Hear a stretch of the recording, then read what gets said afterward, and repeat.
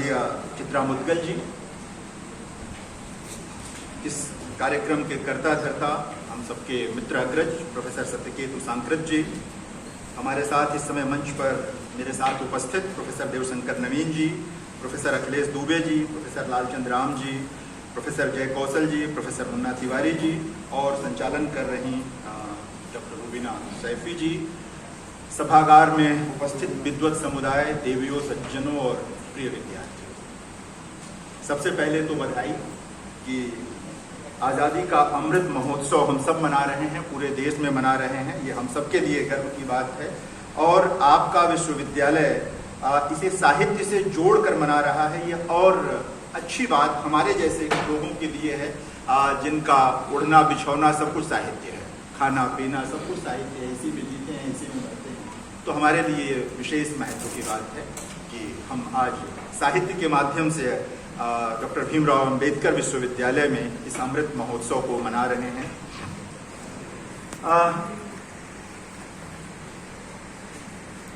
पहले सत्र में आदरणीय चित्रा मुद्गल जी ने और आदरणीय प्रोफेसर नंद किशोर पांडे जी ने विस्तार से बहुत सारी बातें की हैं। मैं कोशिश करूंगा कि उसका दोहराव न हो, वैसे भी मुझे उपन्यास पर केंद्रित रहना है, कुछ बातें करनी हैं।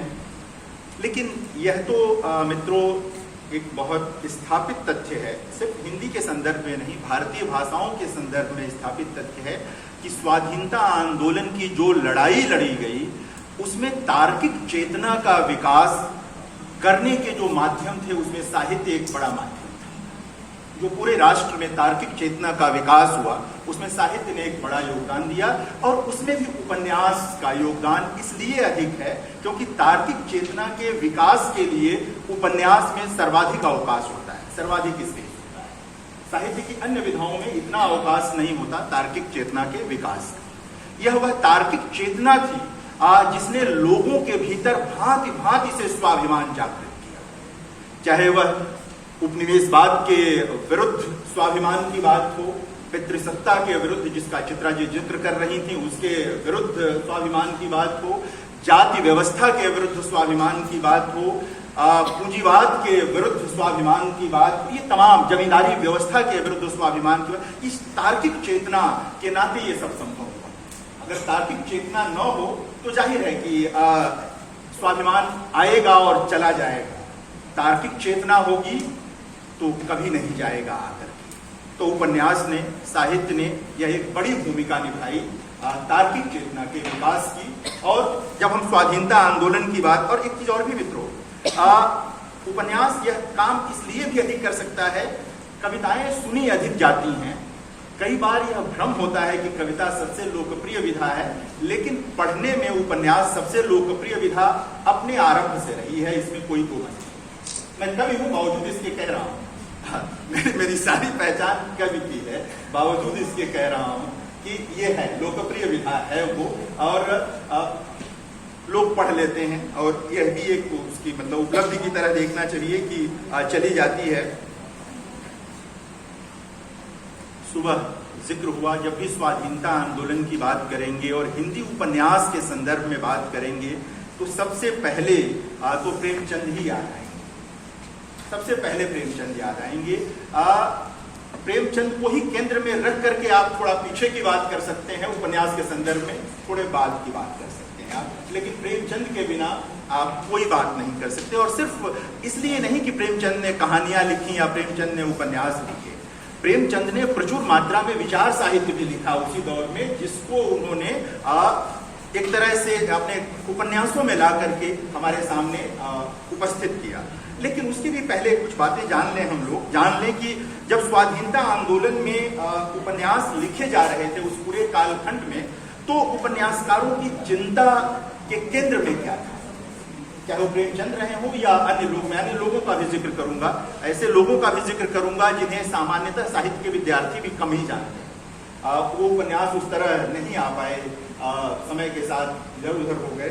लेकिन कुछ बातें, एक तो सबसे बड़ी चीज ये थी कि उपनिवेशवाद के विरुद्ध चेतना जगाते हुए एक संप्रभु राष्ट्र बने हमारा, यह संकल्पना सभी जो प्रखर लेखक थे उनके भीतर थी। ये इतिहासकारों में तो थी ही थी, हमारे उपन्यासकारों में भी कैसे हम एक संप्रभु राष्ट्र बनाएं जो हमारा अपना हो, हर तरह से हमारा अपना हो। तो यह चेतना जो है वो उन उपन्यासों के बीच थी। यह एक तरह से प्रोटोप्लाज्म का काम कर रही थी। मेरा बहुत प्रिय शब्द है जीवद्रव्य।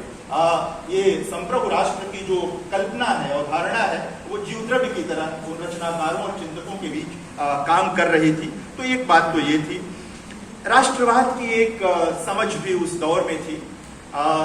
राजनीतिक राष्ट्रवाद जिसे हम कहते हैं, प्रोफेसर सलील मिश्र यहाँ बैठे हैं, वो प्रशिक्षित इतिहासकार हैं। हम लोग इतिहास पढ़ते रहते हैं, सारी चीजें, वो इतिहासकार भी हैं सारी चीजें। उस पूरे कालखंड में यानी 19वीं शताब्दी से लेकर 1947 तक जहां हमें स्वाधीनता मिलती है, अगर उस कालखंड के राष्ट्रवाद को आप देखेंगे तो 4 खंडों में आप देख सकते हैं। ये मेरी मान्यता नहीं है, ये विधिवत इतिहासकारों की मान्यता है। 1885 से 1905 के बीच का जो राष्ट्र, मैं एकदम आरंभ से 1801 के आसपास जो शुरू हुआ, मैं उसकी बात नहीं कर रहा, उसके बाद ही आ रहा हूं। तो ये जो आता है ये लगभग उदारवादी स्वरूप में रहता है अपने, जहां पर अंग्रेजों से ये उम्मीद की जाती है कि वो भारत के लिए कुछ सुविधाएं मुहैया कराएं। ये चीज उस दौर के साहित्य में भी दिखाई देता है। हम कुछ उम्मीद करते हैं, यानी कि बहुत एक तरह से क्रांतिकारी स्वरूप नहीं है उसमें। लेकिन उसके तुरंत बाद 1905 से 1918 का जो है वहां पर चेतना बहुत, एक तरह से कह सकते हैं हमारे राष्ट्रवाद की चेतना, उसके लिए जो भी शब्द आप इस्तेमाल करें, अच्छा शब्द इस्तेमाल करें, उसमें आक्रामकता है, उसमें सकारात्मक अर्थ में मैं कह रहा हूं कि आक्रामकता है। एक तरह का उग्र भाव भी है कि अपने राष्ट्र की समझ, अपने होने का बोध, हर तरह से ये चीज वहां दिखाई देती है। याद रखें ये 1905 से 1918 का वही समय है जिसका जिक्र मैथिली शरण गुप्त के संदर्भ में पांडे जी कर रहे थे। ये प्रेमचंद के बनने का भी समय है, ये जयशंकर प्रसाद के बनने का समय है। ये वो कालखंड है जिस समय में बहुत सारे लोग कविता में और कहानी और उपन्यास में बन रहे थे। नवजागरण पीछे आ चुका था, बंगाल में भी और हमारे वहां भी, वो सब चीजें वहां पर दिखाई दे रही थी। क्योंकि बीच वक्तव्य देना है तो इसी तरह से देना होगा। तो 1918 से लेकर के 1934-35 तक का जो मामला था, यह राष्ट्रवाद का ऐसा स्वरूप था, हम सब जानते हैं, जिसमें बहुत सारी चीजें एक साथ थी। यानी एक तरफ गांधी जी असहयोग आंदोलन वापस ले रहे थे, भगत सिंह को फांसी होती है, उत्साह और निराशा के बीच हमारा राष्ट्रवाद कहीं आकार ले रहा था। इसके बीच में ये उस दौर की कहानियों और उपन्यासों में भी आपको मिलेगा, उस दौर की कविताओं में भी आपको मिलेगा। क्योंकि देखिए क्या है ना, साहित्य अपने समय का अतिक्रमण एक सीमा तक ही करता है, रहता तो साहित्य समय के भीतर ही रहता है, बहुत ज्यादा नहीं कर पाता, तो वो चीज रहती है। और 1935 से लेकर के 1947 का जो राष्ट्रवाद है, जाहिर है कि निर्णायक है वो समय, जब हम आजादी की लड़ाई लड़ते भी हैं और निर्णायक लड़ाई लड़ते हैं और उसको प्राप्त भी कर लेते हैं। इस दौर में हम देखेंगे तो प्रेमचंद नहीं रह जाते, जयशंकर प्रसाद नहीं रह जाते हैं, बहुत सारे लोग जो उपन्यास में जिनके नाते ये चले, लेकिन जनेन्द्र कुमार रहते हैं और अलग ढंग से वो स्वाधीनता को लेकर के आते हैं। सुनीता में तो प्रेमचंद के साथ ही लेकर आ गए थे उपस्थिति में, उसके बाद लेकर के वो आते हैं, यशपाल लेकर आते हैं, शेखर एक जीवनी का जिक्र आया, अब ये लेकर के आते हैं। तो बहुत सारे लोग हैं जो राष्ट्र के स्वरूप को, आजादी के स्वरूप को अलग अलग ढंग से लेकर के आते हैं। तो एक चीज है। और उस दौर में एक चीज और भी कि राष्ट्रवाद के लिए जो शब्द प्रयुक्त था वो राष्ट्रीयता शब्द प्रयुक्त होता था। प्रेमचंद ने राष्ट्रीयता शब्द का प्रयोग किया है अपने पूरे विचार साहित्य में भी, हर जगह राष्ट्रवाद के लिए राष्ट्रीयता शब्द का प्रयोग किया। तो ये एक भी है कि कोई भ्रम, आज राष्ट्रीयता का अर्थ अलग संदर्भ में हम जानते हैं, नेशनलिटी खास अर्थ हो गया, वैचारिक अर्थ में वो वहां पर चीज निकल करके आती है। एक अखंड भारत का बोध तो है इन सभी रचनाकारों में, उस दौर में एक अखंड भारत सब में, प्रेमचंद में, वो सब में, वो कविता में, मैथिली शरण गुप्त में भी, ये सब लोग हैं। एक अखंड भारत का बोध भी उस दौर की एक तरह से पूरे रचना समय को अगर आप देखेंगे तो वो केंद्र में है, चाहे विधा कोई भी रही हो। तो एक चीज हम लेना, एक महात्मा गांधी की उपस्थिति बड़ी हो जाती है, आते ही बड़ी हो जाती है। ये कम लोगों के साथ होता है, आते ही चंपारण की तरफ हो जाते हैं और एक अखिल भारतीय हो जाते हैं। और इतना गहरा प्रभाव, इम्पैक्ट किसी दूसरे विचारक का, कम से कम भारतीय विचारक का उस दौर में आजादी की लड़ाई पर नहीं था। आज हम कितनी आलोचना करें, तमाम तरह की बातें हैं, लेकिन उनका इम्पैक्ट बहुत गहरा है। फिर डॉक्टर भीमराव अंबेडकर भी आते हैं, उनका भी इम्पैक्ट बहुत गहरा है। ये दो चीज़ें निकल करके आती हैं और दिख करके। प्रेमचंद का मैं जिक्र करूं, चूंकि मैं बहुत विस्तार में नहीं जाऊंगा संदर्भों में। प्रेमचंद का एक उपन्यास कर्मभूमि जो है वो पूरी तरह स्वाधीनता आंदोलन पर केंद्रित है। पूरी तरह वो स्वाधीनता आंदोलन को केंद्र में रख करके लिखा गया है। गबन का जो उत्तरार्ध है वो स्वाधीनता आंदोलन, मेरठ षड्यंत्र जो इतिहास का बहुत प्रसिद्ध मामला है, वो उसको केंद्र में रखता है और नए ढंग से राष्ट्रीय चेतना को हमारे सामने लाता है। और ये उस कालखंड में आता है जब बहुत सारी निराशा है, बहुत सारी चीजें, अवसाद का समय है। उस बीच में गबन में प्रेमचंद इसको लेकर के आते हैं। मैं कैसे पितृसत्ता का भी एक प्रतीक उपस्थित करता है गबन, मैं थोड़ा सा जिक्र उसका भी करूंगा कि लेकर के वो सिर्फ आभूषण मोह का मामला नहीं है, वो गहरी मतलब पितृसत्ता का प्रत्याख्यान करता है। रंगभूमि का कोई भी विश्लेषण जो है आप स्वाधीनता आंदोलन को केंद्र में रखे बिना नहीं कर सकते। पूंजीवाद का जो आगमन था, तमाम चीजें थी, उस सबको केंद्र में रख करके ही आप करेंगे, वो आएगा। गोदान का जिक्र आया, गोदान की भी व्याख्या के साथ वो चीज है, किसान के संदर्भ में भी और भीतर सीधे सीधे भी स्वाधीनता आंदोलन के कुछ प्रसंग वहां दिखाई देते हैं, आता है। कायाकल्प में भी चौरी चौरा का प्रसंग उठाया है प्रेमचंद ने। प्रेमाश्रम में भी किसानों की स्वाधीनता का जो पूरा प्रसंग है और वैश्विक स्तर की कुछ घटनाएं वहां पर रेखांकित हुई हैं। बुल्गारिया के किसान आंदोलन का जिक्र प्रेमचंद उसमें करते हैं, जबकि आज की तरह इंटरनेट का दौर नहीं था, अखबारों पत्रिकाओं का दौर नहीं था, लेकिन बुल्गारिया में किसान विद्रोह हो गया है, इसका संदर्भ प्रेमचंद लेते हैं प्रेमाश्रम में। 1918 में ये उपन्यास एक तरह से लिखा जाता है, आता है। कितना समय का मामला देखें निकल के आता है, तो ये सारी चीजें रहती हैं। और आरंभिक दौर में तो प्रेमचंद किस तरह से स्वाधीनता आंदोलन को देखते हैं, उनका जो एकदम आरंभिक उपन्यास है वरदान, हिंदी में, हालांकि वो बाद में छपा, लेकिन हिंदी में तो तर्जुमा हुआ, वो अनुवाद हुआ उसका। मूल रूप से ये जब उर्दू में लिखा गया था, उसका एक संवाद पढ़ता हूं मैं आपके लिए कि कैसे स्वाधीनता आंदोलन लोगों की रक्त मज्जा में समा रहा था, कैसे इसमें भावुकता बहुत दिखाई देगी आपको, इस पूरे प्रसंग में भावुकता बहुत दिखाई देगी। लेकिन मित्रों, ये मानना होगा कि स्वाधीनता आंदोलन की लड़ाई तार्किक चेतना के साथ साथ बिना भावुकता के संभव नहीं थी।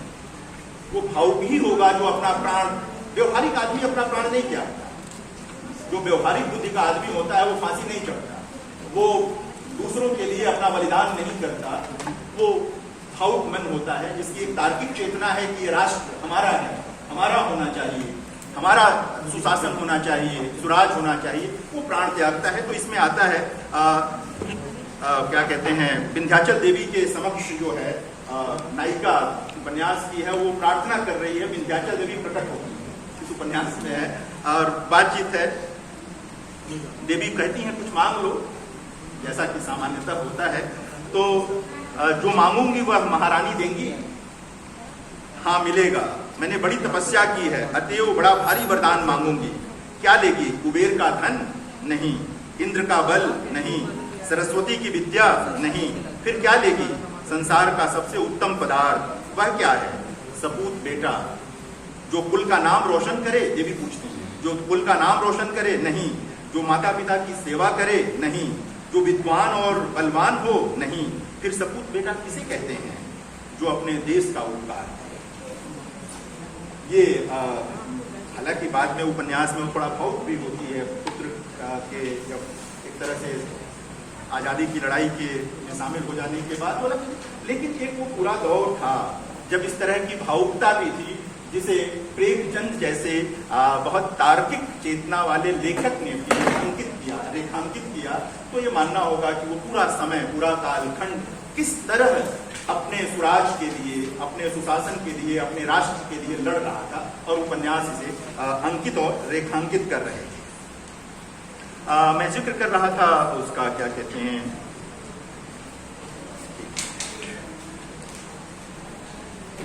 ये दो चीजें और भी हैं कि ये देखना होगा कि प्रेमचंद हो या कोई और, जो मैं भी कह रहा था कि प्रेमचंद के वहां भी जमींदारी व्यवस्था, जाति व्यवस्था, पितृसत्ता, पूंजीवादी शोषण, इन सबसे स्वाधीनता आंदोलन का आशय है। यानी स्वाधीनता आंदोलन का आशय सबसे प्रमुख तो अंग्रेजों को भगाना है कि उपनिवेशवाद से मुक्ति चाहिए, लेकिन दूसरा किसानों को जमींदारों से भी स्वाधीनता चाहिए। जो दलित वंचित जातियां हैं उन्हें जाति व्यवस्था से स्वाधीनता चाहिए और सबको चाहिए, एक तरह से उनके समझ में है। जो स्त्रियां हैं जिनके लिए पंत ने चिरवंदिनी शब्द का इस्तेमाल किया अपनी कविता में कि पुरुषों को आह्वान करते हुए कि चिरवंदिनी है, इसको मुक्त करो हे पुरुषों, हे मानव मुक्त करो। उस चिरवंदिनी के लिए भी वहां पर है कि कैसे पितृसत्ता को बिना तोड़े ये चिरवंदिनी मुक्त नहीं हो सकती, ये वो चीज भी वहां लेकर के वो आते हैं। और पूंजीवाद का क्रिटिक तो जो रंगभूमि है वो पूरा का पूरा उपन्यास है। महाजनी सफेदा जैसा लेख है उनका उस दौर का, और अन्य लोगों के वहां भी ये चीज आपको दिखाई देगी। कर्मभूमि में स्त्री के अधिकार को लेकर के और स्त्री का जो पारिवारिक जीवन है उसको लेकर ननद और भौजाई में लंबी बहस है, नैना और सुखदा के बीच में लंबी बहस है, वो जरूर पढ़ना चाहिए। दोनों कैसे बात करते हैं कि क्या अधिकार होना चाहिए, नहीं। नैना बाद में शहीद होती है, आजादी की लड़ाई में चलते हुए जुलूस में वो शहीद हो जाती है, अमरकांत की बहन है जो नायक है। तो ये वहां पर ये चीज आती है। वहां मुन्नी दलितों का पूरा प्रसंग आता है और बहुत मार्मिक प्रसंग है दलित जीवन का।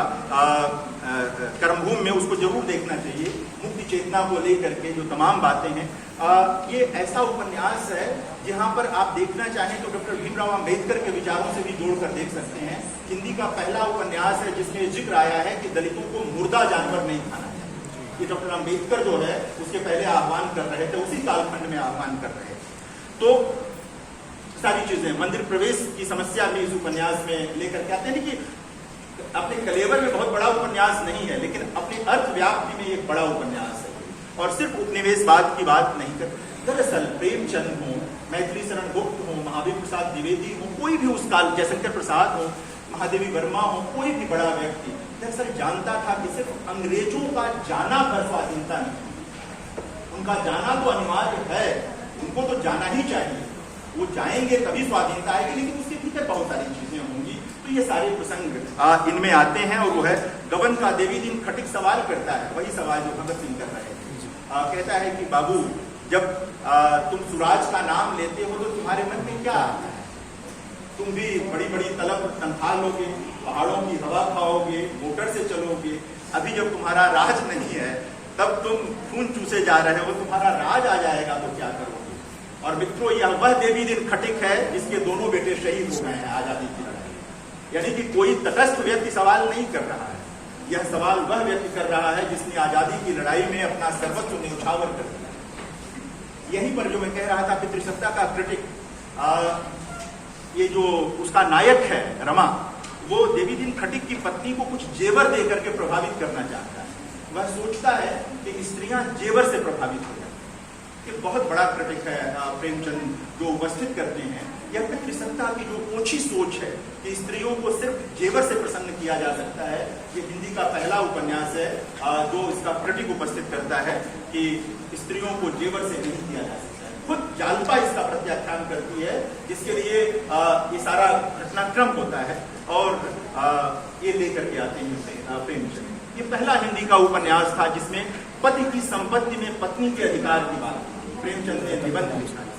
आजादी का यह भी मतलब था, स्वाधीनता का यह भी मतलब था प्रेमचंद के लिए और तमाम लोगों के। आज हम सब जानते हैं कि पिता की संपत्ति में पुत्री का अधिकार है।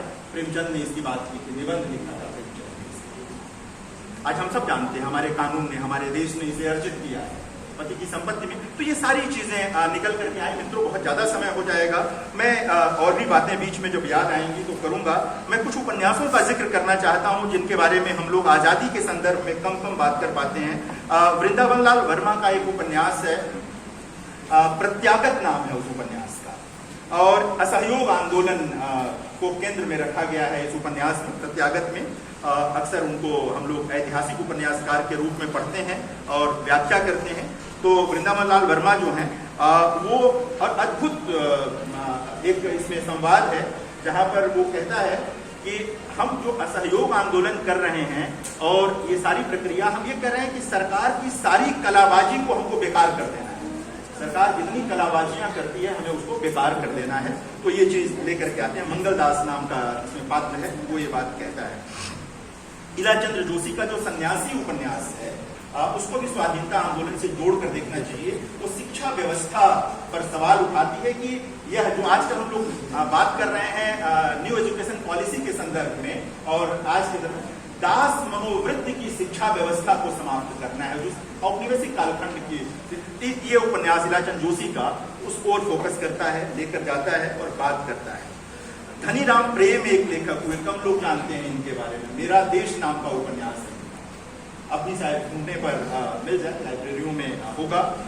इसमें जो है, इसमें अपनी माँ से गांधी जी के बारे में सुनकर के बच्चा है जो गांधी जी की जय बोलने लगता है, असहयोग आंदोलन में शामिल हो जाता है।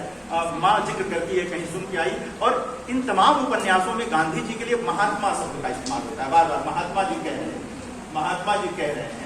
तो ये पता चलता है कि गांधी की कितनी बड़ी व्याप्ति थी उस दौर में, किस ढंग से गांधी लोगों के रक्त मज्जा में समा गए थे, चेतना में समा गए थे।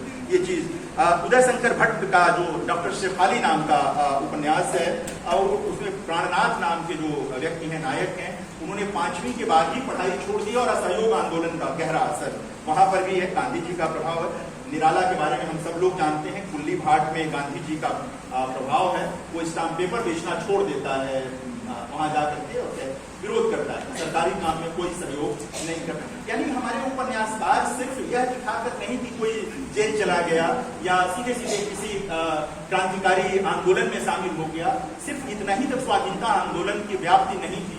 स्वाधीनता आंदोलन हर उस काम के साथ जुड़ा था जिसका विरोध करके आप उस समय की औपनिवेशिक सत्ता को प्रभावित कर दें, उसे लाचार बना दें किसी भी ढंग से। तो ये चीज वहां निकल करके आती है, तो वो है वहां पर। चतुर्सेन शास्त्री का उपन्यास है आत्मदाह। इसमें सुधींद्र जो नायक है वो अपनी नौकरी का त्याग करता है, जैसा कि बहुत सारे लोगों ने किया। खुद प्रेमचंद ने अपनी नौकरी छोड़ दी थी, हम सब जानते हैं इस बात को।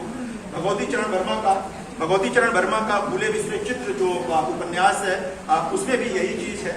उसमें जो थानेदार है वो अपनी नौकरी छोड़ देता है, विक्रम सिंह, ये निकल करके आता है।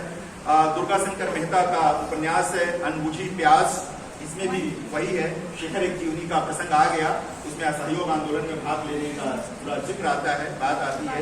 श्रीनाथ सिंह, ये आप सब जानते हैं, सरस्वती के संपादक भी हुए थे। जागरण इनका उपन्यास है, कृषक आंदोलन को केंद्र में रख करके इन्होंने काम किया।